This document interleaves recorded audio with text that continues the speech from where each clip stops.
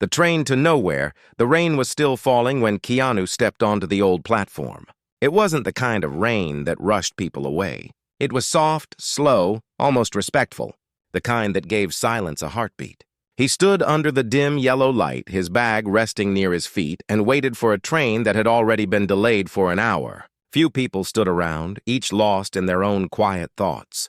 He didn't mind the wait. Sometimes silence was safer than arrival. He was traveling across the country to attend a small independent film festival far away from the noise of the world. No cameras, no interviews, no makeup artists. Just stories on screens told by people who still believed in the magic of emotion. He had promised himself that this trip would be simple. No fame, no attention, no masks.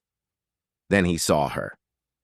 Sandra walked down the platform holding a cup of coffee that steamed in the cold air. She looked different from how the world knew her. No stage lights, no stylists. Her hair was pulled back, her coat was plain, and her eyes were somewhere else entirely. She didn't see him at first. She just stood a few feet away, sipping slowly, watching the raindrops slide down the rails. Keanu didn't speak. He thought of saying hello, but sometimes the past deserves quiet more than recognition. They had worked together years ago, back when the world thought they were just two stars pretending to be in love. But behind the camera, there had been something real, something small and fragile. A bond built not on fame, but on kindness. Still, time had carried them apart, like drifting leaves on a wide river.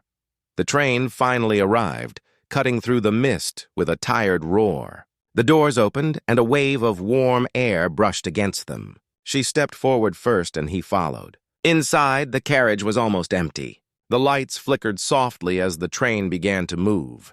She found a seat by the window, and by chance or fate, he sat across the aisle. Minutes passed before she looked up. Her eyes widened, and a small, surprised smile appeared. For a moment, the years disappeared. "Keanu," she said quietly. "Hey," he replied, just as softly. The air between them shifted, filled with old memories that hadn't fully faded.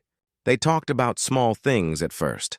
About the rain, about travel, about how strange it felt to sit in a place where nobody cared who they were. But soon, the small talk faded into something deeper. She told him she had been traveling alone for months, trying to find peace in movement. The loss of someone close had left her searching for silence in unfamiliar places. He listened without interrupting, his calm presence grounding her like it always had. In return, he shared his own moments of emptiness, how fame often felt like noise that never stopped, how kindness was his only real shelter. As the train moved through forests and towns, something gentle unfolded. They weren't two stars anymore. They were just two souls in transit, both trying to find their way home. Hours passed, and the night deepened. Outside, lightning flashed in the distance. Inside, the rhythm of the train became almost hypnotic. Sandra leaned her head against the cold window, her eyelids heavy from the long day. Keanu watched her for a moment, the faint reflection of her face flickering in the glass. There was something peaceful about the way she had stopped fighting her exhaustion. Then, as the train curved through the dark valley, it jolted slightly. Her head slipped from the window and rested gently against his shoulder. He froze. It was the kind of stillness that didn't ask for permission. The warmth of her hair brushed his arm. The quiet weight of her presence settled against him. He didn't move, didn't speak, didn't even breathe too deeply. Outside, the rain grew louder, but inside, the world had gone completely silent. She murmured something in her sleep, just one word, his name. He looked down at her, and a faint ache filled his chest. It wasn't romantic or dramatic. It was something older, something like forgiveness. She had once said that time changes everything. Maybe she was right. Maybe it just softens the edges of pain until only truth remains. For a long while, he just sat there, staring out at the night, his mind full of what-ifs. Every light the train passed felt like a lost chance. Every shadow reminded him how fragile moments could be. But then, something strange happened. The train began to slow down long before its next stop. A voice came over the speaker, quiet and uncertain. "We'll be stopping for a few minutes due to a signal problem ahead," the conductor said. Keanu turned to look out the window. They were in the middle of nowhere, a narrow valley with mist crawling along the tracks. In the faint glow of the train's lights, he saw something move outside. A figure, someone standing near the edge of the forest, too far to see clearly. He blinked, unsure. It could have been a shadow, or it could have been someone waiting. Either way, the sight sent a quiet chill through him. Then the lights flickered once, twice, and went out. The train stopped completely. Sandra stirred slightly, half awake, her head still resting on his shoulder. She whispered, "What happened?" "Probably just a power issue," he said calmly, though he wasn't sure. For a few seconds, the darkness was total. Then the emergency lights blinked on, red and dim. People began murmuring, confused and uneasy. Keanu stayed still, his arm lightly around her shoulders now, instinctively protective. But as he glanced back toward the window, the figure was gone. The forest stood silent again. The air felt heavier now, colder. The train was trapped between stations with no signal, no light, and no sound except the faint breath of rain on the metal roof. And somewhere, deep in the mist, something unseen was moving closer. Echoes in the mist. The red emergency light flickered softly inside the train, painting every face in shades of unease. The rhythmic sound of rain tapping on the metal roof became sharper, almost louder in the silence. A few passengers stood, stretching their necks to look out the window. But outside there was nothing except darkness and fog swallowing the landscape whole. Sandra rubbed her eyes, still half asleep. Her voice was quiet. "How long have we been stopped?" "Maybe 5 minutes," Keanu said, though it felt longer. He had kept his eyes on the same spot outside, where the figure had been. But now there was only mist, moving like smoke across the valley. A faint crackle came from the speakers. "Ladies and gentlemen," the conductor's voice said, "we're experiencing a minor technical issue. Please remain seated. We should be on our way soon." The message was calm, but the tremor behind the words was not. Sandra noticed it too. "He sounds nervous," she whispered. Keanu nodded slowly. "Yeah, maybe they saw something." She glanced out the window again, her reflection trembling in the glass. "Or someone." The word hung in the air like a thread of ice. For a while, neither of them spoke. The carriage around them was filled with quiet murmurs. A mother whispering to her child, a young man tapping nervously on his phone that had no signal, an old couple holding hands as if to keep time still. Every sound felt heavier in the confined space. Then, out of nowhere, the train jolted again. A deep metallic groan echoed through the floor. The lights dimmed, and for a moment, the red glow turned completely black. Someone gasped. Sandra flinched and reached instinctively for Keanu's arm. He placed his hand over hers, firm but calm. "It's okay," he said softly, his voice steady in the dark. The lights returned, weak but steady this time. Yet when Keanu looked up, he noticed something that made his breath slow. A few seats ahead, one of the passengers was gone. A bag was still there, open on the floor, a coat draped over the seat, but no person. He stared for a long moment, then turned to Sandra. "Did you see that man sitting there? The one with the gray jacket?" She frowned slightly. "Yeah, he was reading." "Why?" "He's gone." Her eyes widened. She looked ahead. The seat was empty, but the book he'd been holding was lying open, its pages soaked as if touched by rain. The air felt wrong now. The hum of the train had stopped completely, and outside, even the rain sounded distant, like it was falling in another world. Sandra whispered, "Maybe he went to the next carriage." But they both knew the doors between carriages were locked when the train stopped. Keanu stood. "Stay here," he said quietly. "Keanu, wait." She reached out, but he was already moving down the aisle, his shadow long against the dim red light. He passed each row slowly, glancing at faces, at reflections in windows, at the stillness that seemed too perfect. When he reached the empty seat, he knelt down. The floor was damp. Not just wet, actually damp, as if someone had tracked water inside from the outside world. He touched it with his fingers. Cold, fresh, real. He stood again and looked toward the back of the train. Something moved there. A flicker, a shift, maybe a trick of light. He started to step forward, but then a sound came. Faint, distant, almost like breathing through static. It was coming from the speaker. He froze and turned toward it. The intercom crackled again, but this time it wasn't the conductor's voice. It was just static at first, then a whisper, low and uncertain. "Don't open." "The doors." His eyes narrowed. "What?" Sandra stood up now, her voice tight. "What did it say?"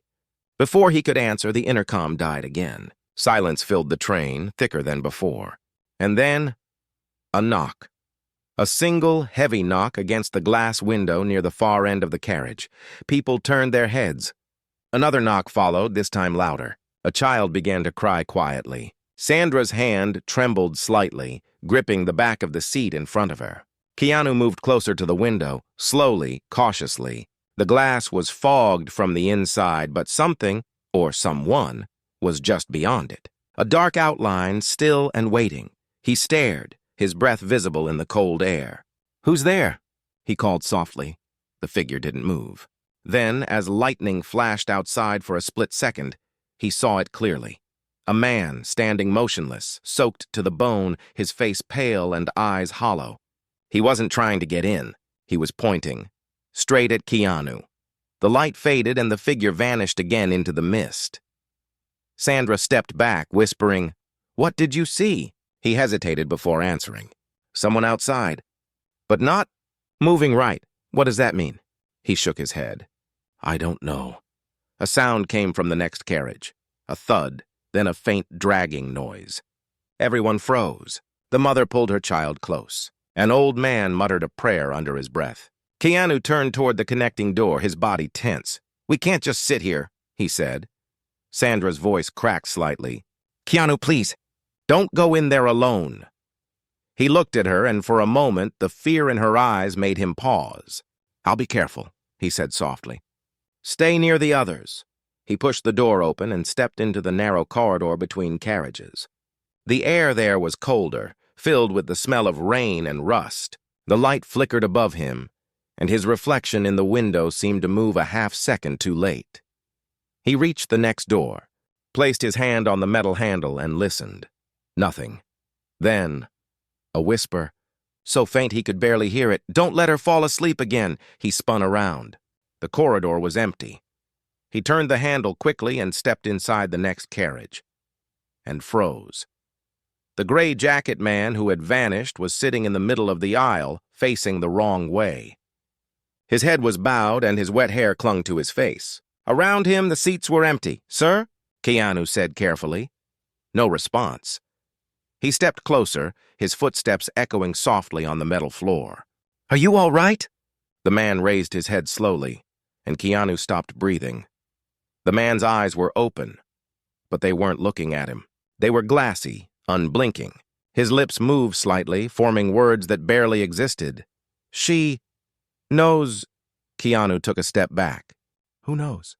The man's mouth twitched again. "The one who fell asleep." And then, before Keanu could say another word, the man collapsed forward, his head hitting the floor with a dull thud. The light above them flickered violently, and for a brief moment, Keanu saw something written on the window beside him, letters drawn in condensation. Not a dream. The lights went out completely. Back in the other carriage, Sandra felt the air shift again. The train seemed to sigh, as if alive. She stood up, heart pounding. "Keanu?" she called softly. No answer. She looked down the aisle, but the doorway to the next carriage was swallowed in darkness. Then, from deep inside that shadow, a faint voice answered. But it wasn't his. It whispered her name, and it was coming closer. The voice behind her name, the sound of her name in that whisper, froze Sandra where she stood. It wasn't loud. It wasn't even threatening, but it carried a tone that didn't belong to the living. It sounded familiar and hollow, like someone remembering how to speak after years of silence. She turned toward the dark doorway between carriages, her pulse thudding like a drum in her ears. "Keanu?" She called again, her voice trembling now. Nothing. Only the steady hum of the storm outside and the soft creak of the train's metal frame shifting in the cold. She took one step forward, then another. The air near the door felt colder, sharp against her skin.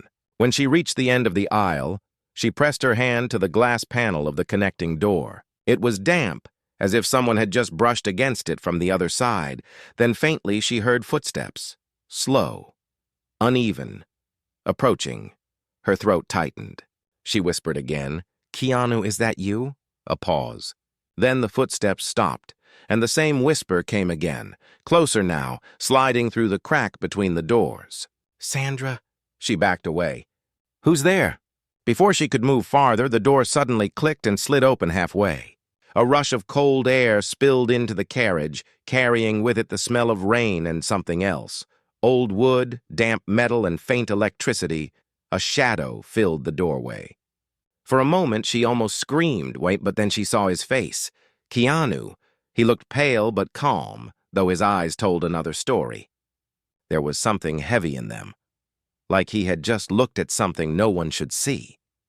She exhaled sharply. Relief and fear tangled in the same breath. "You scared me," she said quietly. "What happened?" "You were gone too long." He stepped inside and shut the door behind him, his movements slow, deliberate. "The man who disappeared," he said softly. "I found him." Her heart jumped. "Found him where?" Keanu's jaw tightened. "In the next carriage." "He was sitting there, but—" "He wasn't alive anymore." She froze. "What do you mean?" He was cold, like he'd been dead for hours. He glanced at the window, his reflection trembling under the emergency light. "But when I spoke to him, he moved. He spoke my name. And yours." Her lips parted, but no words came. She shook her head slowly. "That's not possible." "I know," he said quietly. "But he said something strange." "He said—" Keanu paused, his eyes flicking toward the window again.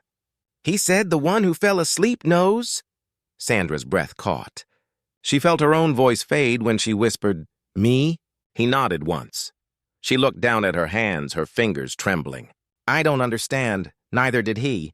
But there was a faint mark on his sleeve now, just near where her head had rested earlier. It looked like a small, wet handprint. He didn't tell her about it. Not yet. The lights flickered again, and the train made a long, low groan as if it were slowly waking from sleep.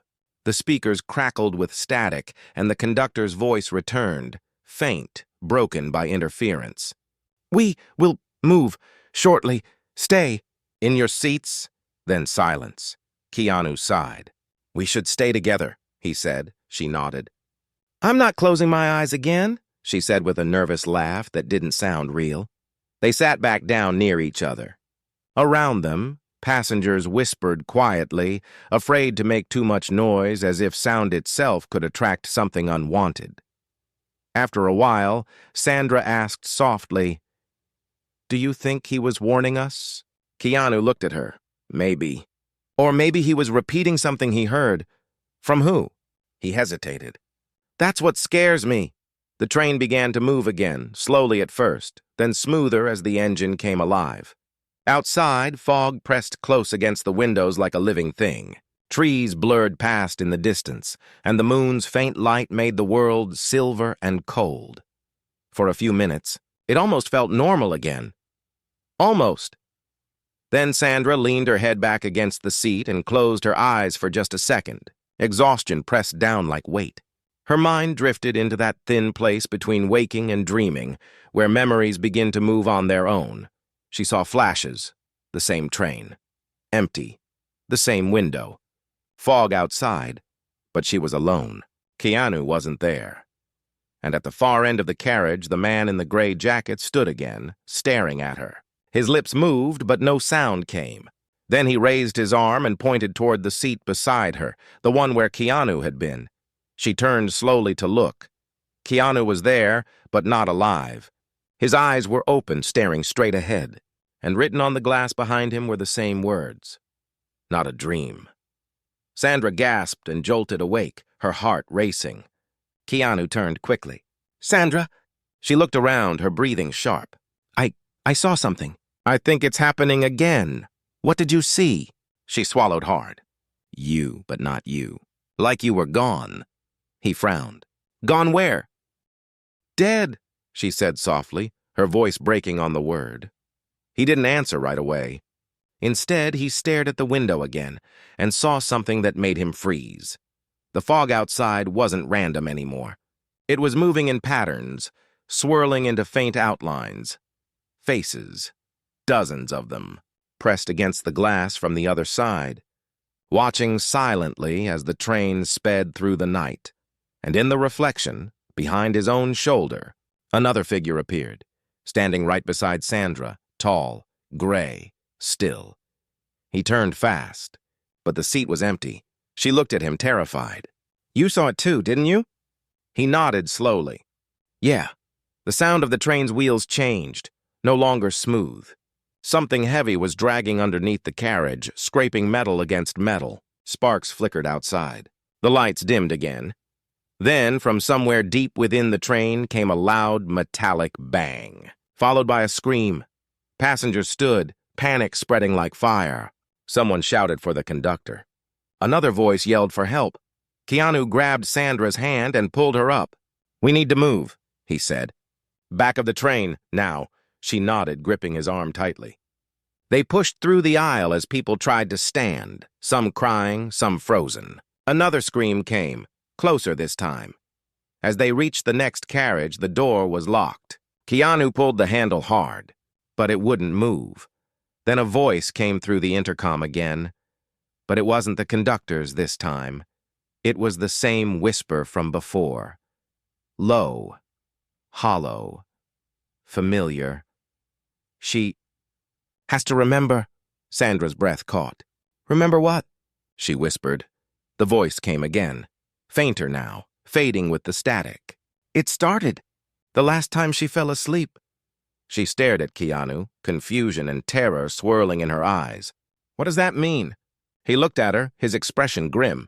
Maybe this isn't the first time. The lights flickered again, and when they stabilized, the passengers around them were gone. Only 2 seats remained occupied in the entire carriage. Theirs.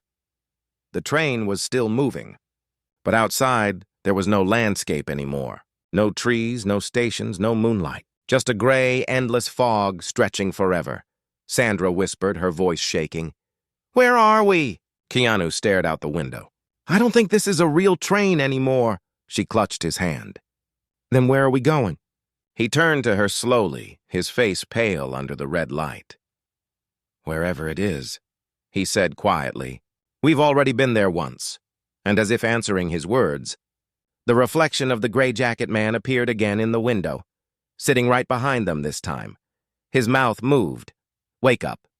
The truth that waited in sleep, the word echoed inside Sandra's mind like a distant bell.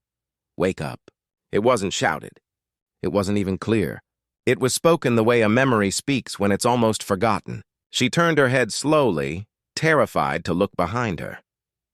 Nothing. The seat where the reflection had shown the gray jacket man was empty. The aisle stretched out, silent. The emergency lights pulsing red like a fading heartbeat. She swallowed hard and whispered, Keanu, did you hear that? He nodded, his eyes never leaving the window. Yeah, he said quietly. And I think it wasn't for both of us. What do you mean? He hesitated before answering. I think it was only for you. Sandra's stomach tightened. Why me? I don't know what's happening. He turned to face her now. Remember what he said? The man in the other carriage? He said, the one who fell asleep knows. She looked down, her voice trembling. But I don't know anything. Maybe not yet, Keanu said gently. But maybe you did before. She shook her head, trying to push the thought away. You think I dreamed this? That all of this is some nightmare? He looked at her for a long moment. No, he said. I think it's the opposite. Maybe the dream was before and this is what's left. She didn't understand. She didn't want to. The words felt too heavy, too final. Outside, the fog was moving faster now, twisting into spirals that pulsed with faint light. Each swirl of gray carried faces that looked familiar, not because she recognized them, but because they carried emotions she'd felt before.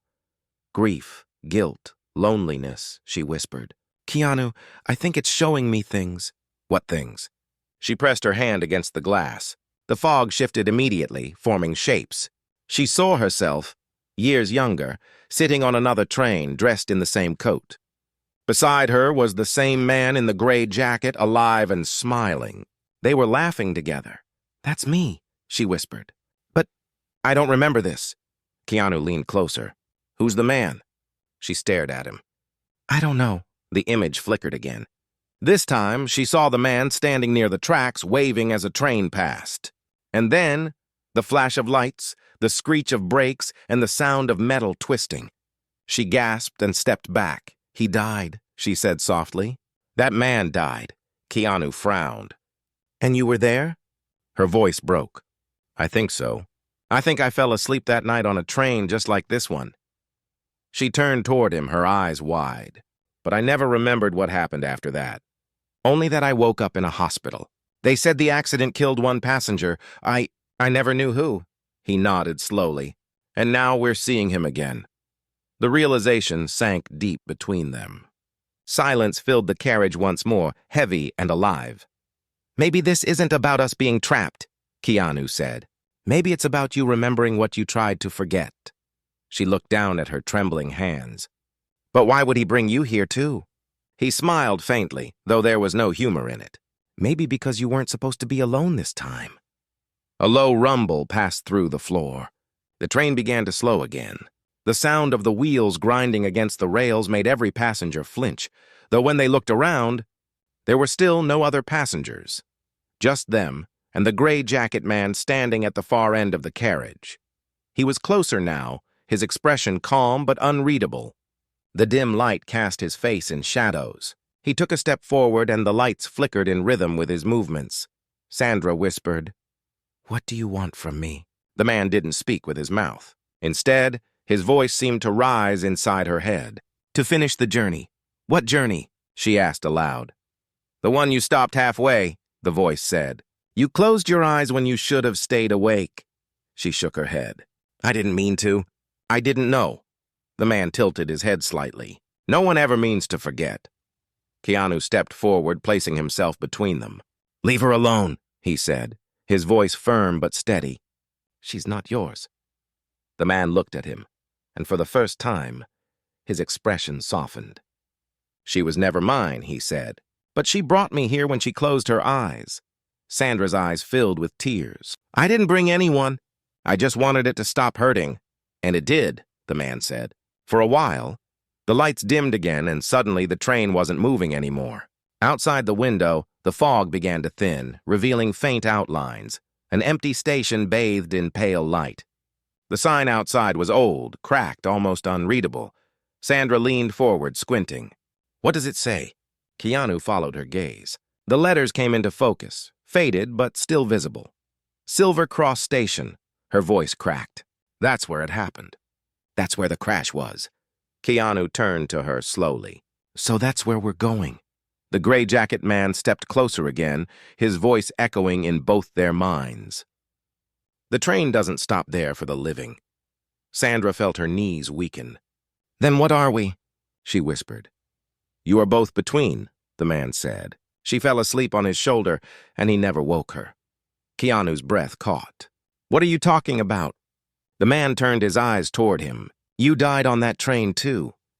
The silence that followed was unbearable. Keanu stared at him, confusion tightening every muscle in his face. "That's not true." "It is," the man said softly. "You just never looked down." Keanu's hands trembled slightly as he looked at the floor. And there it was. His reflection wasn't touching the ground. Sandra reached for him, her voice breaking. No, this can't be." He took a slow step back, his expression full of disbelief. "I remember the storm. I remember the crash, but I thought I got out. I thought I helped you." Tears streamed down her face. "You did," she said. "You were the one who pulled me out. You saved me." The gray jacket man nodded. "And she lived because of you, but she never let go. Every time she dreamed, she came back here, to the train that should have ended both your journeys." Sandra looked at Keanu, shaking her head as if refusing to accept it. "Then why are you here again?" Keanu turned to her, his eyes full of sadness but also calm understanding. Maybe to help you leave this time. The man stepped back slowly, fading slightly in the dim light. Only one can leave, he whispered. The one who still breathes. The train lurched forward again, faster than before, the sound of its wheels roaring like thunder. The lights turned white now, too bright to bear. Sandra covered her face, the air burning against her skin. Keanu moved close, his voice firm through the rising noise. Listen to me, Sandra. You have to wake up. Right now. I don't want to lose you again, she said, her words barely audible over the rushing sound. You won't, he said softly. You'll carry me. That's enough. The gray jacket man raised his hand, pointing to the window. Outside, the fog had cleared completely, and they could see the wreckage of a train half buried under broken trees. The same model. The same number. It wasn't moving. Sandra gasped. That's us. Keanu nodded slowly. Yes, and in that moment she realized they were inside the memory, not the world. The gray jacket man whispered one last time. Wake up, before the train stops. The sound grew deafening. Light poured in from every direction. Sandra closed her eyes and felt Keanu's hand slip into hers one final time. His voice reached her through the light. Soft, steady, full of warmth. I'll still be there, even when you open your eyes. And then, the train hit the station. The world shattered into silence. The world she woke into, there was no sound at first. No rain, no rails, no whispers. Only silence, heavy and strange like the pause between two heartbeats. Sandra opened her eyes slowly, unsure whether she had woken or simply drifted into another layer of the dream. The air was still. Pale light leaked through a cracked window above her. She blinked several times, her vision blurry, her breath shallow. Everything smelled faintly of dust, antiseptic, and old paper. When her eyes finally focused, she saw the dull green walls of a hospital room. Machines hummed softly beside her. A thin tube ran into her wrist. A heart monitor blinked with steady rhythm. Proof that life had not left her. She was alive. She lay there for a moment, staring at the ceiling, trying to remember how to breathe properly. Then fragments began to return. The train, the fog, the whispers. Keanu's hand holding hers, his voice saying, "Wake up before the train stops." Her throat tightened. She sat up suddenly, ignoring the faint ache in her chest. "Keanu," she whispered. No answer. Only the sound of rain outside the window. The nurse entered a moment later, smiling gently. "You're awake," she said softly. "We didn't think you would wake today." Sandra tried to speak, but her lips trembled. "How long?" she asked. 3 days, the nurse replied. "You were found unconscious near the old railway site. Do you remember what happened?" Sandra hesitated. Her mind replayed images that felt too vivid to be dreams. The train bathed in red light, the man in the gray jacket, and Keanu's face fading into brightness. I was on a train," she said quietly. "It crashed." The nurse's smile faltered slightly. "That accident happened a long time ago, dear. The one at Silver Cross Station. Are you sure that's what you remember?" Sandra froze. "A long time ago?" The nurse nodded. "Yes, over 10 years ago. The site is abandoned now. You were found walking near it in the rain, collapsed by the tracks. They said you were calling someone's name when they brought you in." Sandra's hands trembled. "Whose name?" The nurse checked her chart. "Keanu," she said softly. "That's what you kept saying." Sandra turned her face away, tears burning her eyes. "He was there," she whispered to herself. "He was with me." The nurse touched her shoulder gently. "You should rest. You've been through a shock." When the nurse left, Sandra sat quietly, her hands gripping the blanket tight. The faint beeping of the monitor sounded too calm for the storm inside her. She looked around the room. On the small table beside her bed was a folded gray jacket, old, damp, and torn. She reached out slowly, her fingers brushing against the fabric. It was the same one the man on the train had worn, and inside the pocket was a note. She unfolded it carefully. The paper was wrinkled and slightly burned around the edges. The handwriting was simple, familiar. "You woke up. Good. Keep walking. Don't look back." There was no signature, but she didn't need one. Her heart broke open. She pressed the note against her chest and whispered, "Thank you." Outside, thunder rolled across the gray sky, and the rain began again. Steady, cleansing, endless. For the next few days, she stayed in the hospital recovering. Doctors said she had mild trauma but would heal soon. They didn't know how to explain her confusion, her vivid descriptions of places that didn't exist anymore. No one believed her story about the train that ran through fog or the man who told her to wake up. But Sandra knew, and that knowing changed something inside her. When she was released, she returned to the station. It was abandoned now, overgrown with grass and rust. The old sign, Silver Cross Station, still leaned against the cracked stone archway. Broken rails stretched into the foggy distance, leading nowhere. She walked along them slowly, her shoes crunching over gravel, her breath clouding in the cold air. When she reached the spot where the tracks disappeared under the old bridge, she stopped, and there, half hidden in the mud, was a piece of metal. Small, curved, blackened by time. She knelt and picked it up. It was a fragment of a train door. Scratched into its surface were two faint letters. Car. Her fingers tightened around it. "You kept your promise," she whispered. She sat there for a long time, staring into the mist, until the rain stopped. Then, as she stood to leave, she heard it again. Faint, distant, almost carried by the wind. Her name, Sandra. She turned quickly, her heart racing. The platform was empty. The fog hung low, still and quiet. But then she noticed the bench. Someone had placed a cup of coffee there. Warm, steaming, and beside it, a small folded piece of paper. She walked over and opened it with trembling hands. The handwriting was the same. "You're not alone. You never were." Tears filled her eyes as she sat down on the cold bench, holding the note close. She looked out at the tracks again, and for a brief second, she saw the faint glow of a train's headlight far in the fog, moving silently, slowly, as if just passing through a memory. She whispered, "Goodbye, Keanu." But the wind that swept through the valley carried another whisper back to her. Not goodbye, just awake. For the first time in years, she smiled.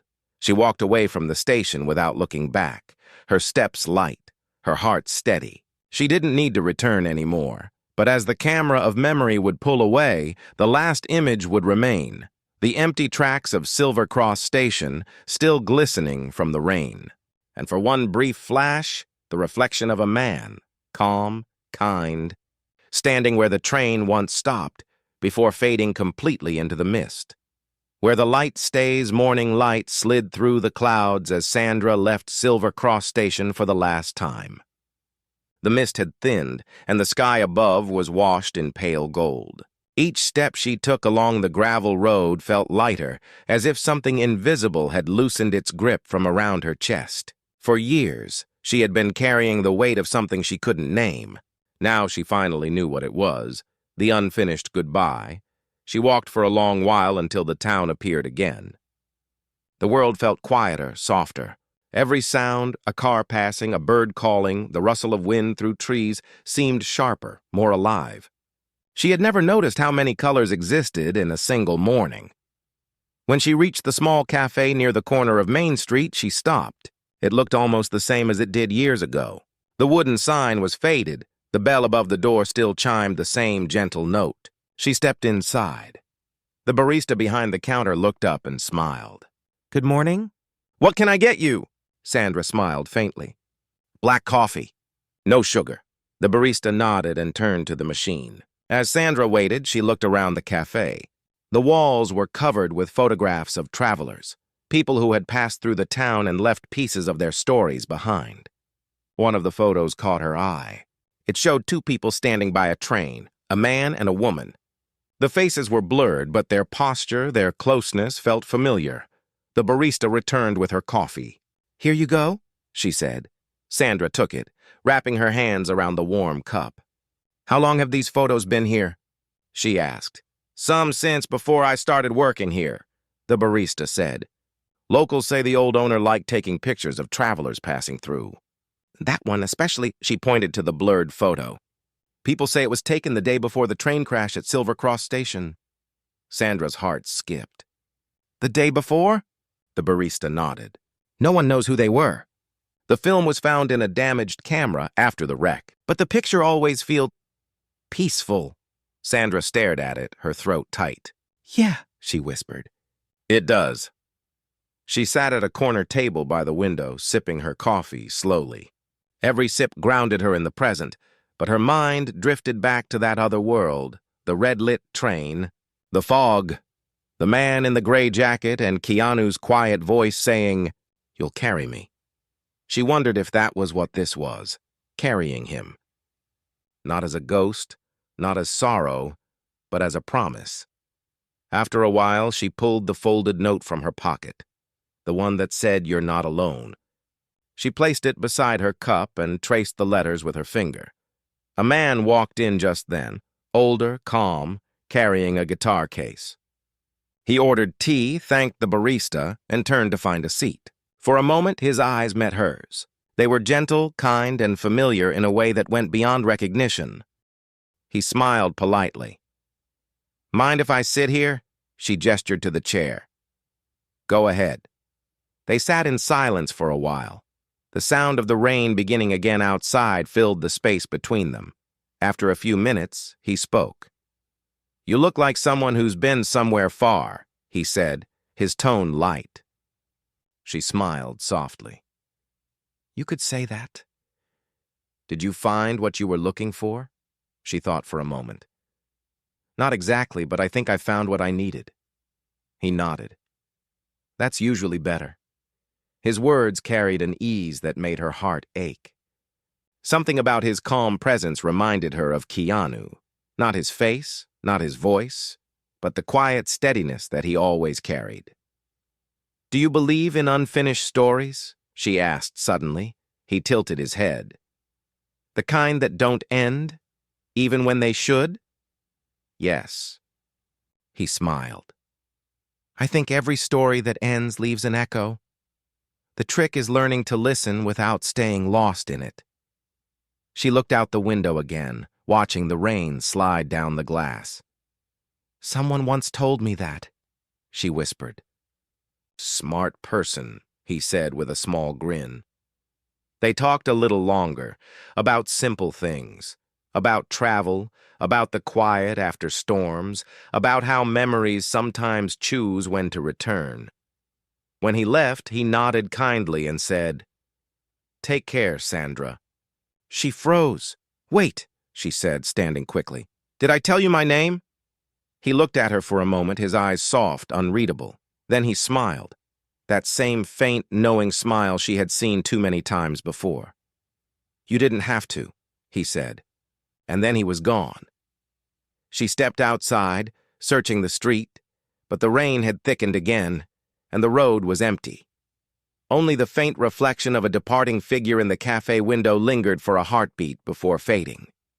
She stood there for a long time, her heart full but calm. For the first time, she didn't feel haunted by the past. She felt guided by it. The sky began to clear again, sunlight breaking through the clouds. She tilted her face toward it, feeling its warmth. When she returned home later that evening, she placed the gray jacket on the back of a chair. Next to it, she left a cup of coffee, black, no sugar. Then she opened her journal and began to write. "Dear Keanu, thank you for waiting, even when I forgot the way. I know now that love isn't about holding on. It's about walking forward and still feeling someone beside you. I'll keep walking." She closed the journal, smiled, and whispered into the quiet room, "See you in the light." Outside, the last train of the night passed through the valley. Just a sound in the distance, but it carried something gentle, like a memory waving goodbye. And for a fleeting second, if someone had been standing by the window, they might have seen him. Keanu, calm and peaceful, standing beneath the old station's light, watching her with the same quiet kindness he always had. Then the mist folded around him one last time, and he was gone. The rain stopped, and in that silence the world finally exhaled.